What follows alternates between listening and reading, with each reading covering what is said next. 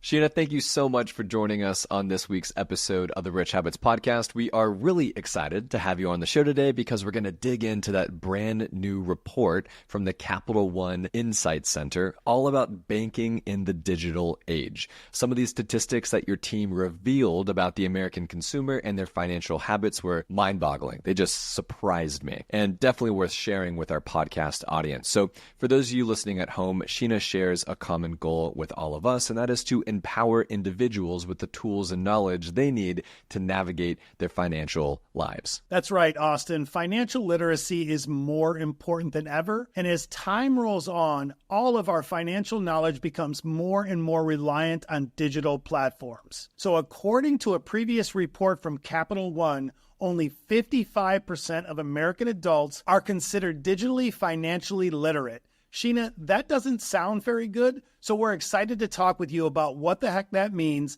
and how we can work together to improve that statistic. So, if you want to read the report for yourself, there's going to be a link shared in the show notes below. And thanks again for joining us today. So, Shena, take a moment, introduce yourself, tell the audience a little bit about your journey, why you're here, and what we're going to talk about today. Thank you for having me. Really excited to be part of this conversation. And thank you all for taking the time to feature this really important topic in your podcast. This is one of the trusted sources that people go to for financial information. And it's really important that we educate consumers on the value of being financially literate in the digital age. And we've been talking a long time in this country about trends around financial literacy and how that's been tending toward only about half of the population. But we decided to look into this sort of newer context of this construct around digital financial literacy, because it is important that as banking has moved online and people are using more digital tools to live their financial lives, that they are able to be as equally financially literate in that space as we hope they would have been before. I come to this work as a recovering academic, I would say, not the consistent journey that you would think to be doing this work. But on the personal level, it has always been really important to me to have strong financial literacy. And as a parent, it's even more important for me to make sure that my young kids are able to understand these concepts at an early age and be able to navigate their own financial lives, which is different than it was when I was young. And all I needed to think about was saving coins in a piggy bank. Even my young kids have the option to try to do that through some digital bank options. They can do some savings. They can even invest now in a way that I couldn't do as a youngster. And so the need to have access to financial education is so important. I will date myself, Austin, with this example. So really sorry to tell you, but my affection for financial literacy started very early. I can recall being in high school in a club called Future Business Leaders of America. I did not know that I would be a business leader at this point.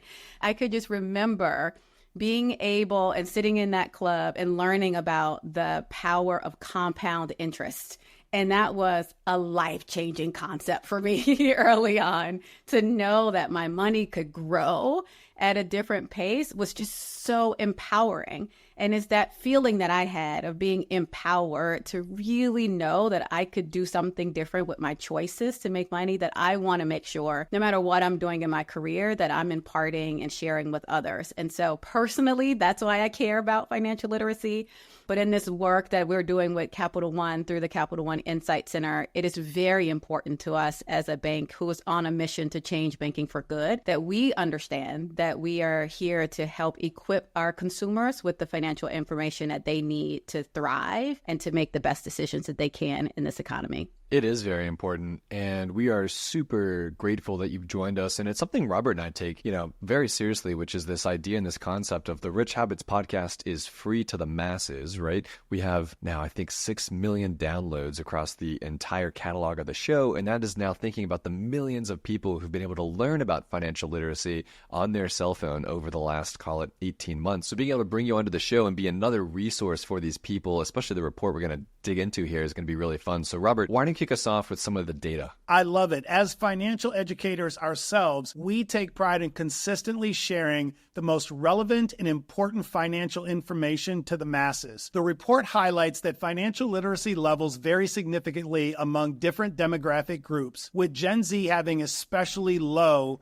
financial literacy rates. What advice do you have for those looking to improve their financial literacy but don't know where to start? Because that's what we see the most, is people not sure where to go and where to start, and they let analysis paralysis get in the way. You nailed it there. In this age, there's so much information out there from all kind of sources. Everywhere you click, now we don't have to limit ourselves to any particular forum. Like, it follows us now when we want to access information. The real burden that I think all consumers have in this day and age is being able to sift through what is a reliable source of information, what is misinformation and not. And that's a bit of the challenge, that because there's so much information that's out there, people don't know which are the things that we should be acting on, which are the ones you should just let pass and test to see if it's sort of information that you should ingest and move along. I think the good way to start is, number one, find a trusted source. I think that is the most important thing we learned through this study, that a number of Americans really trust their banking institutions for the knowledge that they're getting there and are going in their bank apps and online to access that information. But I'd also like to highlight government sources of information, which are also very rich, and we know that they're reliable. So look for a .gov in the online site for that. Treasury Department has really great resources that I think are helpful. I send my own kids there to do some of the games that they have. I know the government's not known for having the splashiest user interface, so they're not the most dazzling. But if you can tie a little bit of time to take off to do that kind of work, the information there is really, really great. Things like Social Security and learning that even for young kids, which I think is helpful. But I think the biggest thing is being able to access information in the moments that matter. And this is what we find when we look at a lot of financial education out there. It's trying to teach you everything under the sun in one fell swoop. And that's really hard. People don't have the attention anymore to sit through those things. So having bite-sized points of information that are really useful to the consumer to meet them in that moment that matters. I'm a new graduate from high school. I need to know what to do when I get my first job, on how to allocate those things. Like, how do I find those? Your podcast is a great resource for that. I recently needed to understand how to find some of my old 401ks and found the thing that was helpful for that. So the more we can put things in chunks and bites that are useful for the thing that I need to access when I need that information, that's going to help people find the information, but also get started to go from knowledge to action. And, talking about being there in the right time when people need that information is powerful. And we're going to talk about that a little bit more. I know that I think your report said it was 42 or 43% of people look for credit related information in real time. That's one of the most sought after, pieces there. So we're going to get to that. But before that, speaking of education, there's clearly an education gap that needs to be addressed when it comes to finances. Your report said that 79% of consumers had an interest in learning about personal finance in the past year, but only 55% actually learned. Right? So that's 24% of these consumers, nearly 1 in 4, have this unmet learning need when it comes to finances. So how can financial educators better connect with audiences to make these complex topics more relatable and more engaging? And what is Capital One doing to help solve this education gap? Oh, this is so important. I don't love a thing where there's high demand for information, but then the consumer's not getting what they need from that, or people are walking away from content that exists because it's not being presented in a way that is very useful to them. And so I think consumers are telling us they're sort of voting with their attention when the way in which the information is being delivered is not there in a way that they're desiring it. I think, one of the things on a policy level that's been very, very helpful, I think we're now at the point where 35 states are requiring some sort of personal finance or economics information for graduation requirements. This is just going to help consumers overall have a better baseline understanding around these. And so tackling it at a more systemic level is important. But I think in the ways that we're trying to do that through products at places like Capital One that are bringing the information to the consumer when they absolutely need it. And so we have resources like our Money and Life program, which will provide budgeting tools and personal finance coaching to anyone who needs it, either virtually or in one of our cafes, which has been really fun to know that you could go in and grab a cup of coffee and get some personal coaching. These are sort of resources that have been, I think, mostly available to a part or a segment of the population who have access to advisors and all of those things. But now, since this information is able to be provided through digital channels a little more affordably, and you don't need the one-on-one person to deliver it, the access to real-time personalized coaching and information is something that is being democratized and will be made available to many more. And so I'm really proud of the services and products that Capital One offers to be able to do that, to meet our customer in those moments. And I think that more of that kind of work could help us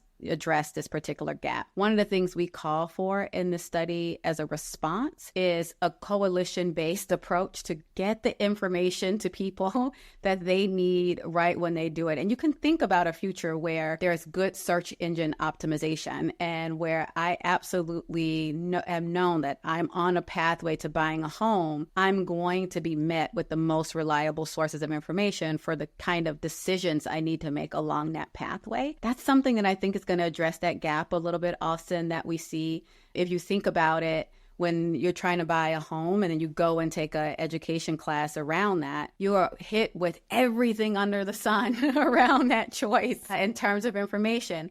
And if we could take pieces of that, this is my first home and I'm in a high interest environment. How do I make a choice given those things that are in front of me? That might be a better way to help the consumer actually retain and take away a lesson from the education that's being provided. I will take a moment to talk a little bit about our Khan Academy partnership. The reason we worked really closely with Khan, and I'm very proud of that as someone who used Khan a lot in the classroom as a statistics professor. Heck yeah, so did I.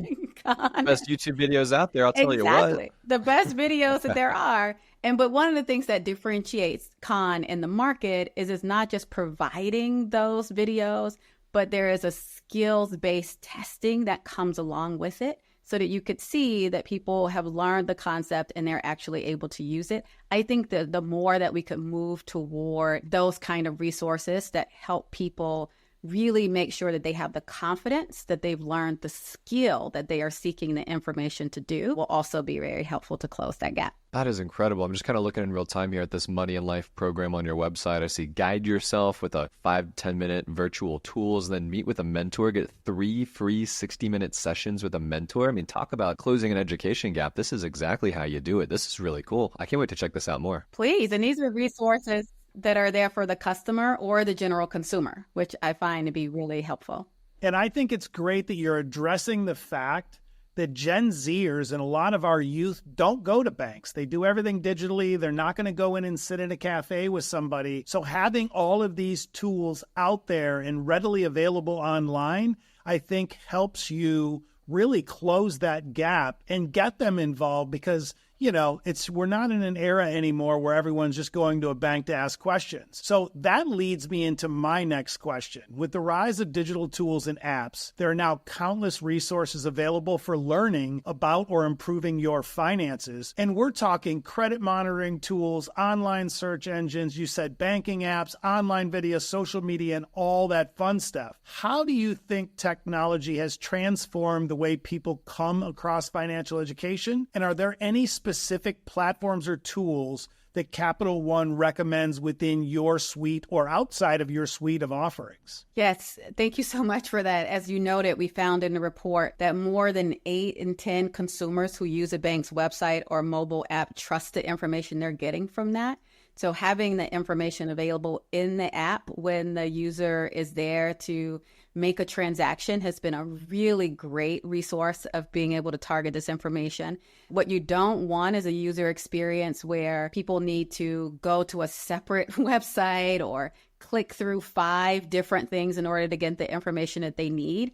if we could start pulling that information to be right close to the transaction moment, I think that's a really great opportunity to start to meet the consumer where they are. And they are in these digital platforms. So we saw not only like one or two, but the people who answered our survey noted that they are using multiple sources of digital platforms in order to learn. Many of them are getting information from the bank's app, but also social media and following different influencers who are providing this information. Our biggest thing is just to make sure that it is credible information so that people are not being led toward different insights that are going to be problematic for their financial future or lead them astray, because there are so many tidbits out there and life hacks that people are all calling themselves financial educators to deliver, but don't really have the credibility to do that. And so that's one of our biggest things is these digital tools and apps, while providing greater access to the information, also come with a little bit of greater risk, because it is open and accessible to anyone to also be on those digital tools and social media platforms to provide advice and information. And this is why we think this concept of digital financial literacy is so important, because it's about having the discernment to operate safely in these environments. And so it's not just, can you click through your bank's website? That's a safe, confident, improving, resource for doing that. But can you consume content on a place like TikTok? Can you be on your social media platform and have the tool to say, hey, this could be a little bit more of a scam than an actual real deal, and know where to go for resources to be able to check out if that information is key. So I would advise people, if they are getting information through some of these platforms, to now, try to triangulate that information, listen to your podcast, check to see if there's something in another trusted resource that has similar information, in order to make sure that they're, bringing multiple perspectives around that. One of the tools that I really, really love that Capital One provides is our CreditWise tool. I know, Austin, we can talk about this a little bit more later, but it is one of those resources, again, that's free, open to the general consumer. It provides credit monitoring, which I think is one of those things that is a useful pull for the consumer to want to look at and monitor their credit over time. But because it's getting that consumer in that moment where they're thinking about their credit, it's also delivering other information to help people build their credit and access information that moves them along that spectrum, even as they're monitoring. And so I think resources like that are also very helpful. And the digital environment allows for more of that engagement with broader content. That makes a lot of sense. Now, kind of just to piggyback on that, were you surprised by this data? For example, in your report, it says a whopping 59% of consumers say that they trust financial tips that they learn on TikTok, right? We already figured this number was high, which is why Robert and I take what we talk about online so seriously. But 60%, that's pretty high. Were you surprised by this? I'm surprised by it.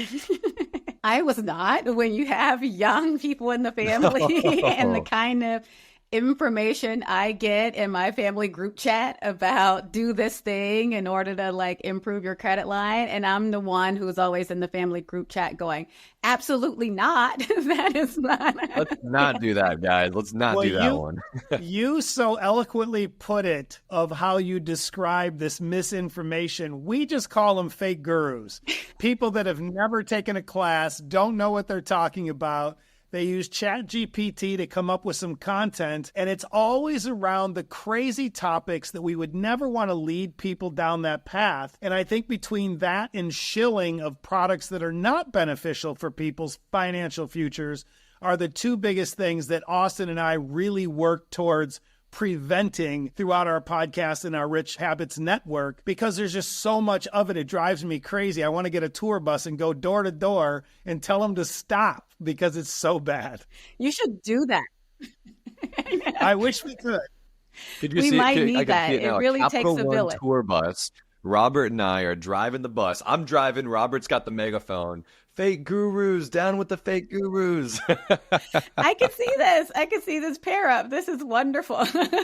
Let's do it. Hopefully it doesn't take that, Because we spend so much time every day, every month. People are like, oh, I'm going to do Forex trading, or I'm going to, put all my money in an IUL or some crazy gimmicky product. And I'm like, look, Warren Buffett, the greatest investor of our time, told his wife, when he passes, put it in the S&P 500 and treasury bills and forget about it. That's it. You don't have to overcomplicate. And I think that is one of the biggest things that I love about what we do, and having you on today is getting people to understand, especially our youth.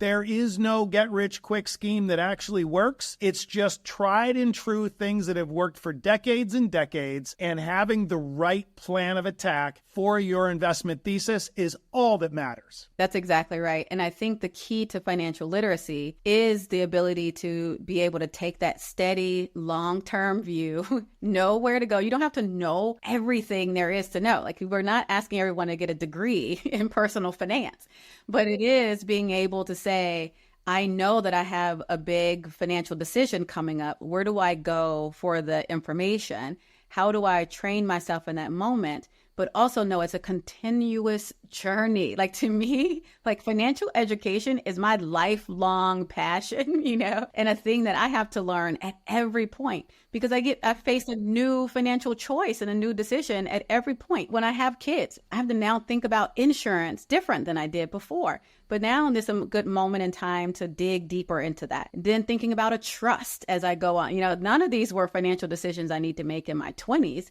but they are things that I need to make at a riper age. And so as I go along. Hey, remember, I'm still older than you, so you're in good hands right now. You're so kind. You're so kind. But it is really helpful to just let people, understand that it is one of the things that you want to, a habit, actually. I think that's a good way to target it within this audience. A habit to develop, to just be able to know where to go for the resources you need to equip yourself. And it builds confidence. It really helps you to get rid of the ambient stress that finances can have if you are constantly stressed out about whether or not you're making the right choice, whether or not you know enough to be able to navigate the choices in front of you. And I think that's why this really, really does matter right now. Well, it's so cool because when I came up, there was no internet. There was no financial literacy in schools or whatever. Then when you came through, it started to gear a little bit better, but still not enough. Then in Austin's era, it got better again because there's more tools, more stuff on the internet, ways to learn. So future generations really are going to be in the catbird seat between AI, all of the new tools, and everything that is in front of them. So to be able to handle your financial wherewithal and understand and create a plan just gets easier and easier. Because if you think, almost 85% of consumers reported seeking out financial education content during 3 specific moments in their financial journey, with activity trying to improve their credit score being the most common life event at 43%. And that took me back a little bit, because that seems high to me, that would be the most common thing they want to learn over how do I get started, what stocks do I buy, or even worse, what meme coin should I YOLO my money into, because that's a big issue with our youth now too. So when we talk about crypto, it's always trying to get them on the path to follow along and build a base first.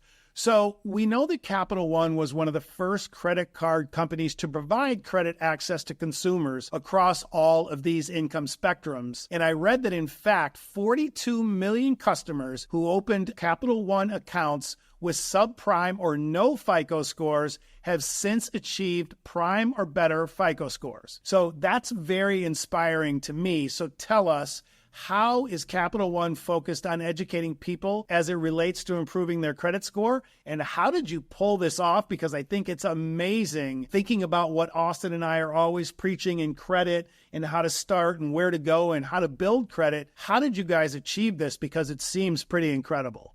Isn't that incredible? I would just want to savor that for a moment, Robert. That statistic is really great. And it's the thing that makes me so proud to be with Capital One. I've been with mission-based organizations my entire career. As I said, I was an academic working as a professor, then in the nonprofit sector. And to see the kind of change that a bank like Capital One has made in the lives of so many Americans is just profound. I mean, that is real data on moving people from no credit or below credit to prime credit scores. And that makes a meaningful difference in the lives of those consumers because, as you know, having better credit scores give you cheaper access to the kinds of things we need, like an auto loan or even better rates on renting an apartment. And so the money that comes back in the wallet, I have to be like, what's in your wallet of Americans by having that credit score is really, really real. And so that comes through having great products, really being able to identify people who are ready for credit, and then owning as a company the responsibility to move people along the credit spectrum with the education so that they are equipped to make the right decisions as it goes along. As you know, having good credit is not a one-time thing that you just hit. Every decision you make, it could go up and down, and being able to understand what drives your credit up, how to pull it back down, is something that we want the consumer to know and own and to be able to move with responsibly. We mentioned a little bit around CreditWise. I think that that's been an incredible resource that has helped our consumers along that journey. It's not just a place where you go to get a number to understand where you are, but it features so much content on various credit-related topics, real-time alerts on your credit behavior, so you know, you might be moving into territory that could impact your credit, and it demystifies that whole process. Remember, a lot of things about credit scores to many consumers feels like a black box. They have no idea to understand what is going to happen if they do this thing, and there's so many misconceptions out there around what it's going to take to improve your credit score. Having a tool that is objective, that really helps you demystify, see behind the curtain in your own credit score, and be the one who owns the progress you make on that has made a real difference for our consumers, and I'm really, really happy about that tool. We also, in my role at Capital One, I help lead some of our philanthropic efforts, and so we make investments in a lot of groups that do credit building activities for people who have fallen and made mistakes with their credit to help them get back onto a good track. And they use things like our secured card in order to help bring them along the credit journey. And I think that those are also really great resources that are helping people in communities all across this country do well with credit. As you know, right now, you really can't operate in this economy without credit. And so being able to use credit responsibly, I think, is an important skill set that we are able to equip our customers with. I couldn't agree more. And fun fact, I'm actually one of the 42 million customers who opened up with subprime or no FICO score. You guys were the first, what was it called, non-secured credit card I ever had. I had like a 500 something because I was 22. I'd never had a credit card before. The only one I had was a secured card with my bank. And you guys were like, sure, we'll give you a shot. Used that after like 3 years. I grew my credit. I bought a house. Now I have another house. Now I've got a business, and I use Capital One, the Spark Business Credit Card with you guys. So I'm one of the 42 million. I mean, it works. You guys have done some really cool stuff. I love because it is for so many Americans. Capital One has been their first credit card, or the place that took that shot on them to say, you know, you get a chance 100%, to build that American you did. I was dream. one of the people you took a chance on. But I also want to touch on why this episode is so important. And that is because as you're rebuilding your credit, I want everyone watching and listening to understand you don't have to have perfect credit. You're going to have ups and downs in your journey in your credit. But as long as you're monitoring it and using the right tools to do your best, that's what's important, because I also think people live with a lot of anxiety over their credit scores. And so it's so important to understand, and that's why I love these tools that we're talking about, because it helps people release some of that frustration and anxiety to understand how to get to a credit score that works for them, like you said, so they can get these better interest rates and better loan rates and all of the above. So I want to make sure we touch on that as well, because it's so important, because so many people think if you don't have an 800 plus credit score, you're doomed. And that's just not true. And I just wanted to touch on that just for a moment. Definitely. Thank you for that. It's so clear that that is really, really important. And that point about about reducing the stress related to that. I cannot overstate that enough, because really just being able to see how your credit score is a tool that you get to like have in your toolbox to use for along your financial journey is so important. And we have a lot of agency in the way in which we can sort of use that tool. So I think empowering folks to understand that is really a great benefit of this. Let's begin to now narrow down a little bit, talking about the younger generation. Your research cites data showing that a Gen Z audience can only answer 28% of questions correctly about retirement-related topics like how to save and plan for their retirement. So what unique challenges do you think that the younger consumers are facing right now regarding financial literacy, and how can we as financial educators better support them in overcoming these hurdles? Oh my gosh, this is a hard one. I know when I was young, I was not thinking about retirement in the way that I could have been at those ages, although the compounding interest was a lifesaver that really set me up well for that. So I think knowing some little tidbits like that could be really, really helpful. The bigger thing with younger audiences, again, is really trying to help them understand why having that long-term view early on is useful for them. It is so hard when you are just trying to make sure you have enough money to cover your expenses, where you feel like you don't have the space in your wallet to save and to start thinking about asset building and wealth building to move along those things. And retirement feels for so many people like it's so far off. That always feels like the kind of thing you can prioritize later. So I get it. I get the immediacy bias to want to pay attention to the financial decisions that are in front of you right now. So it's not the kind of thing where I would put a blame on a Gen Zer for not knowing those things. It also shows to us, though, who have Gen Zers in our family or are in a place that we model behaviors around that. One of the things we don't do enough of is talk about these things more open. Why am I making the retirement choices that I'm making? Does my child know how much I've allocated toward different funds and what risk profile I have in my retirement accounts? We are so hush-hush about finances in our society that I think being a little bit more open about that, having people who are in your family, as we talked about earlier, the trusted sources are banks and people trust things that they're finding on social media. But really high in our study was also family and friends. Family and friends are still the number one source of financial information. And so if we, as people who are in the family, can bring more of our longer term view when we're closer to longer information like retirement over and share that information, that might be helpful to have. And then people are really focused on the major life change in front of them. Gen Zers are just trying to figure out, when I get my first job, what do I need to do? I think the more that we can do as employers to help them and use behavioral tools that,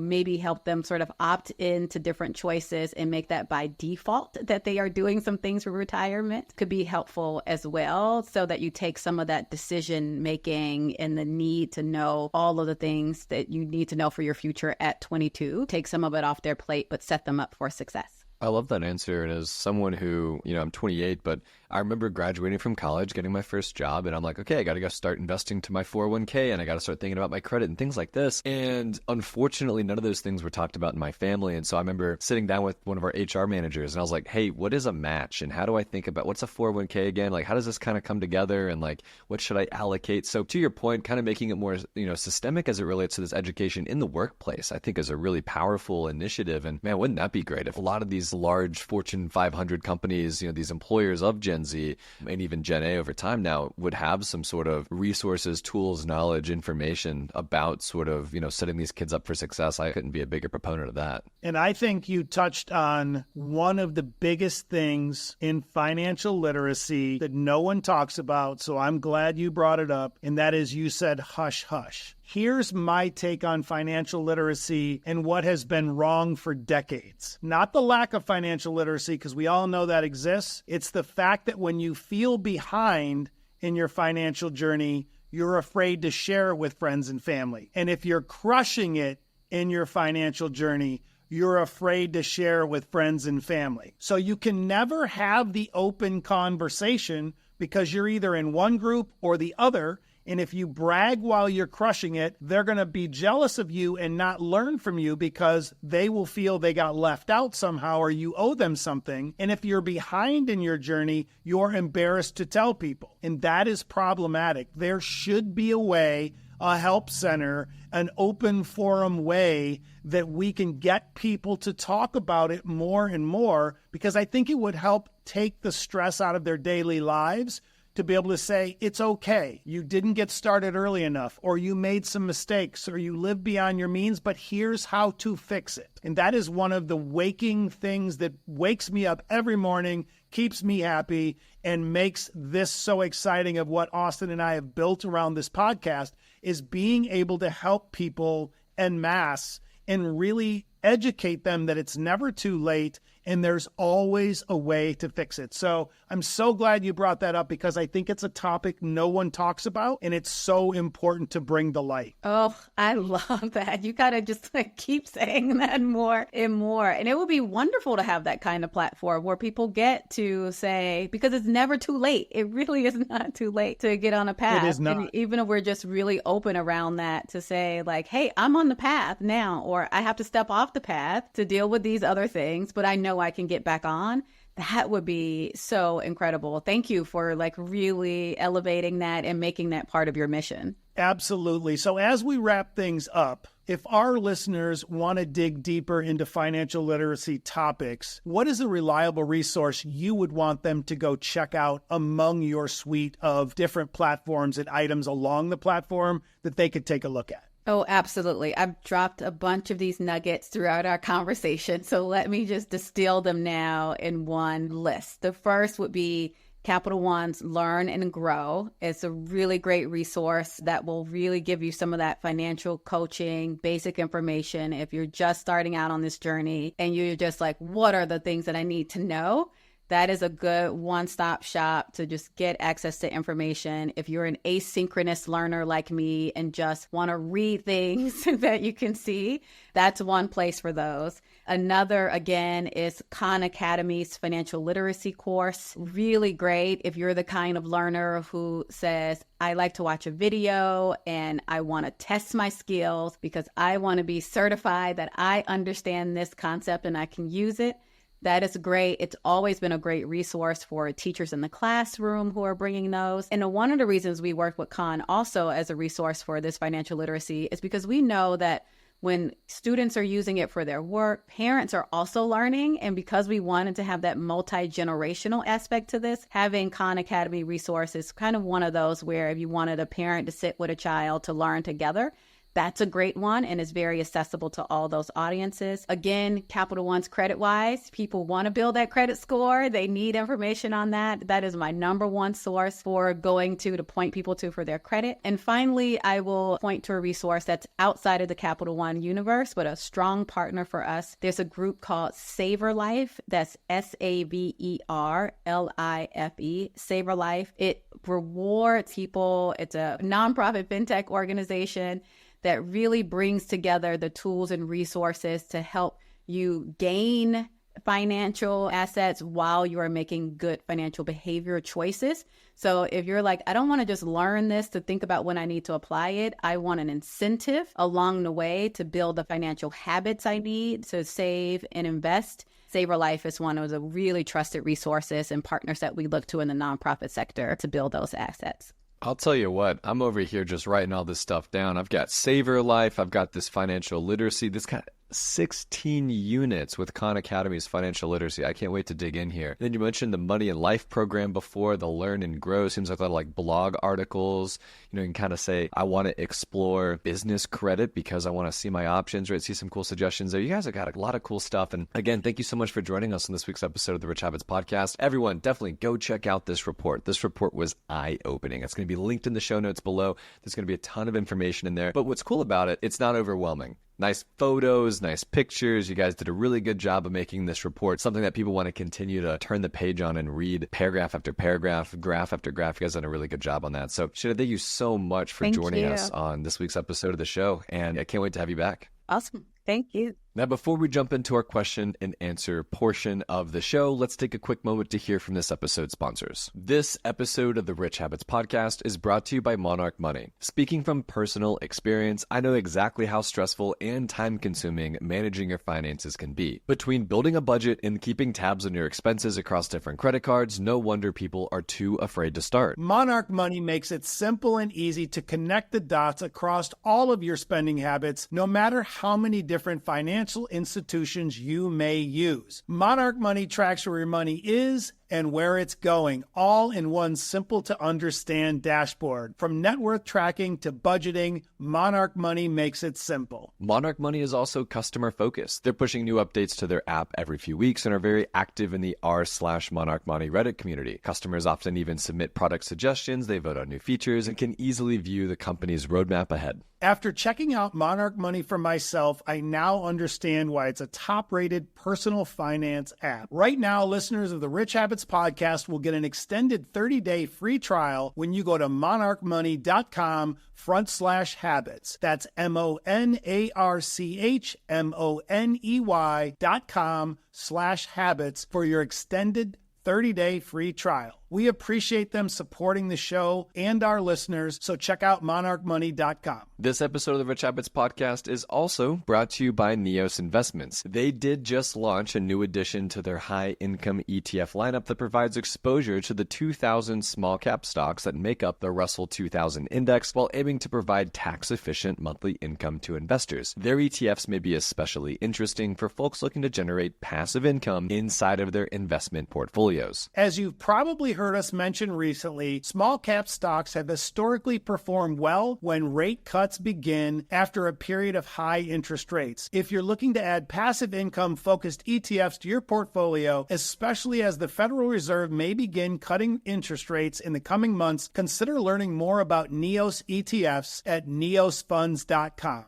And as with all investments, investors should carefully consider their investment objectives, risks, charges, and expenses of Neos exchange-traded funds before investing. To obtain a prospectus containing this and other important information, please visit neosfunds.com. Please read the prospectus carefully before you invest. An investment in Neos ETFs involves risk, including possible loss of principal. The equity securities purchased by the funds may involve large price swings and potential for loss. Past performance is no guarantee of future results. All right, let's now jump into our first question coming from Megan. Megan says, "Hey guys, I've been focusing on improving my finances this year, and the Rich Habits podcast has been instrumental, so thank you so much. I just listened to your episode about buying established businesses, and I wonder if I'm ready to acquire one. I'm 33 years old and I work as a flight attendant, so my salary is low, but I did receive some stock from my grandpa's company a couple of months ago. I have $8,000 in a high-yield savings account, $15,000 in my Roth IRA, $5,000 in my 401k, and $67,000 in my bridge account invested into the S&P 500 and some individual stocks. I only have $10,000 of student loans for my debt. I have extra time since my hours are flexible, and I'd love more cash flow to travel and begin buying property. I found a program online that teaches you how to acquire businesses for $7,000. Do you think it's worth the investment of $7,000 to get a potential $5,000 or $7,000 a month from a business? Or should I try and figure it out on my own and do my own research? My family is also business savvy, so I think I can lean on them for a little bit of guidance, but I'd love your thoughts. My current net worth is $88,000. Should I wait and save up more money, or do I jump and buy a business today?" Robert, I'll let you kick this one off. Yes, Megan, this is a great question and a dilemma that so many people face at their point in their careers. So I'm going to give you a few different takes on this. First and foremost, you've done a good job getting yourself where you are at 33 years old. You're not quite at that $100,000 base that Austin and I talk about on a daily basis, but you are close. So here's a few things to consider. I'd like to see you wait a little bit longer, get across that $100,000 barrier so that money is working hard for you while you're doing your other thing and still going to school. But also what I would like to see is for you to understand a little bit more and consider what you're getting yourself into by buying this business. Because let's say you go out and buy a business and you take half of what you currently have of $88,000. that really sets you back a really long way, but also puts you in harm's way, because if the business does not produce profits right away, it could eat away at that remaining $44,000. And I see a lot of people that get a good start like you have, and then they go backwards because they jump into a business too quickly. Now, if you were going to buy a small business, maybe an online business where your total output was $20,000 or less, I'd say it's okay to go for it, because you might strike a winner. You might have a skill set we don't know about, or you're good at marketing, or whatever it may be. But for right now, I think you should wait a little bit longer, keep saving, keep building your base, and then do it later. Because too many people go all in on a business too early and find themselves starting over, because most small businesses fail in the first few years, even if you buy an established one. I like that perspective a lot, Robert. I'm looking at some of these numbers. It seems like she has about $90,000 invested. Would really love to see that $100,000. Would really like to see $120,000, $150,000, $200,000 invested. She's doing great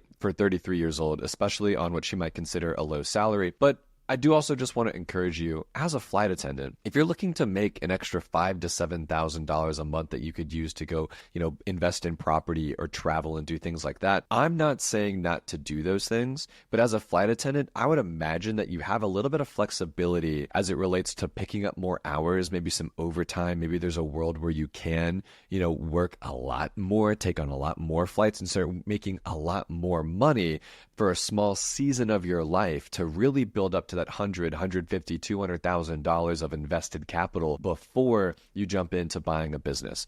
Now, Robert, what's your perspective on using a done-for-you business acquisition thing online? I've not really heard of these before, but it sounds like people are selling them for $5,000, $10,000, $15,000. Do you have any perspective on that? Yeah, I do. I actually had a call on one yesterday, and they were charging $15,000. And here's what I would look at to anyone considering using a done-for-you service. They're not all scams. Some of them can be very helpful as long as you dig in and ask all the right questions and make sure they're actually going to provide you the things that they say. Because unfortunately, a lot of these done-for-you services will give you access to 3 Loom videos and a couple templates, and that's as far as it goes. So if you find a done-for-you service that's $5,000 or $7,000, like you alluded to, Megan, it might be valuable, but just be careful, because the last thing you want to do is buy that and not get all the services you need. You need help with the acquiring of the business, the financing of the business. How do you market the business?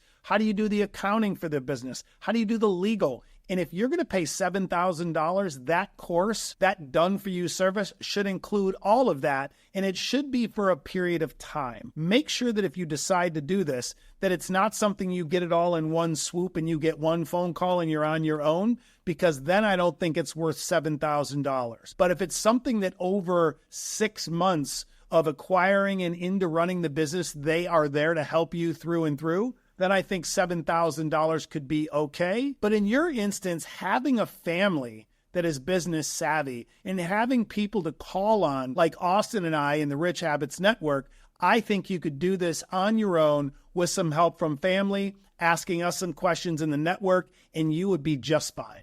We're rooting for you, Megan. We just think that you should build your base a little bit more first and then take the leap into buying a business and really going out on your own. Now, our next question comes from Taylor. Taylor says, "Hey, Austin and Robert, I love your show. You've both given me a ton of great advice through these podcast episodes for my own side hustle as well. Now, here's a question I've got. I'm getting my master's in economics and I'm going into my last semester. I was planning on taking out a loan of $3,000 to cover my last semester's tuition so I don't have to pull that money out of my investments. However, I'm eligible for a $10,000 direct unsubsidized federal loan with an interest rate at 8%. If I went and took out this $10,000 loan at 8%, I would use the money for 2 things. I would use it to fund my 2 side hustles that I haven't had the cash to fund yet, and 2, I would purchase VOO, the S&P 500, because I know it's going to continue to go up over time. Would you guys take out this $10,000 and use it for this stuff as well? If not, what's your explanation? Thanks for your help, Taylor." I'll kick this one off, Robert. Always going to encourage people not to commit loan fraud, right? So probably not a good idea here, Taylor. Student loans should be used to pay tuition and buy books and things like that, not invest in the S&P and start a side hustle.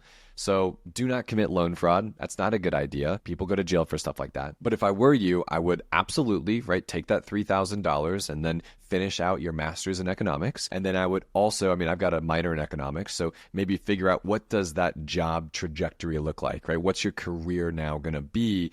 Call it summer of 2025. How are you going to go from master's in economics with probably tens of thousands of dollars in student loan debt, maybe more, to now you're making $120,000 a year and you've got a great career trajectory to make maybe $250,000 throughout your lifetime. So that's the stuff I would be focused on. Of course, it's always a great idea to be investing. We always encourage people to build their base before you think about paying off those student loans. We know how powerful compound interest can be, especially when it's invested correctly. But Robert, what's your perspective on Taylor's situation? Yeah, Taylor, for me, it's a big no. I think what you could do, and I know you're busy with school and you're probably really, really tied down, but there's still nights and weekends. I would buckle down. I'd try to get a side hustle going to make some extra money so you can start your side hustles.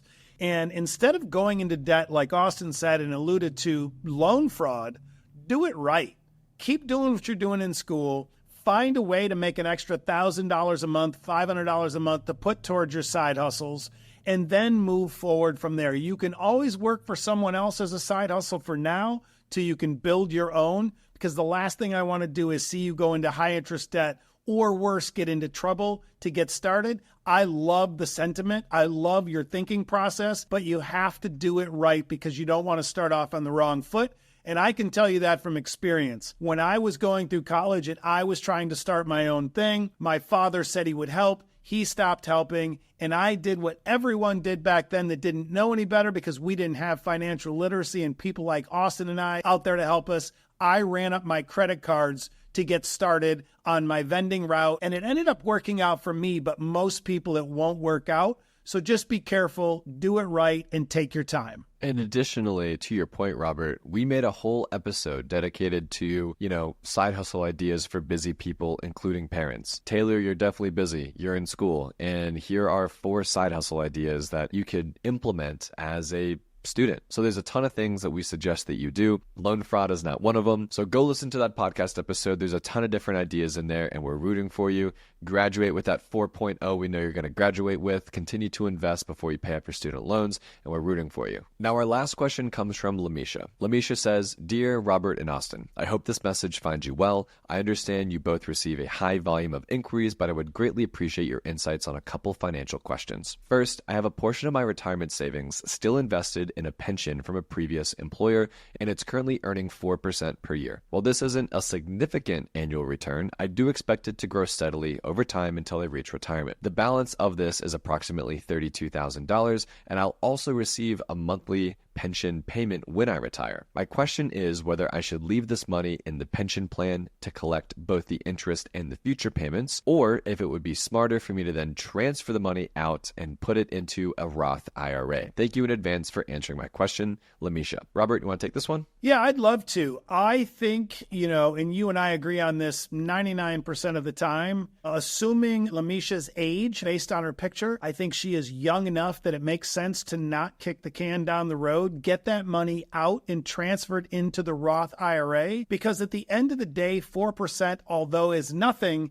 it is still drastically underperforming what we believe the markets will do over the next 10, 15, 20 years. And so for me, it's a big yes. Transfer the money, get the Roth IRA going, pay the small tax bill now so you don't have to pay the large one later, and you'll put yourself in a much better situation for retirement growth this way. Because at the end of the day, in the Roth component, you're going to have autonomy over what you invest in, and you're going to outperform that 4% year over year. That's for sure. So that's what I would do, and I think that's the best course of action. Robert, I'm doing some quick math over here on my calculator, and assuming Lamisha's 40 years old, which I think she's much younger than that according to her Instagram photo, but let's assume she's 40 and she wants to keep this money invested for the next 30 years in her Roth IRA until she's 70, right? She invests in the S&P 500, the index funds we talk about, and she does the 10, 12% per year annual return over a long period of time. She would have by not even adding any more money, this $32,000 would turn into $1.1 million over that 30-year period of time. That's amazing. Now let's instead assume that she keeps it at this 4% annual return. This $32,000 would only turn into $105,000 in retirement. So you're really talking about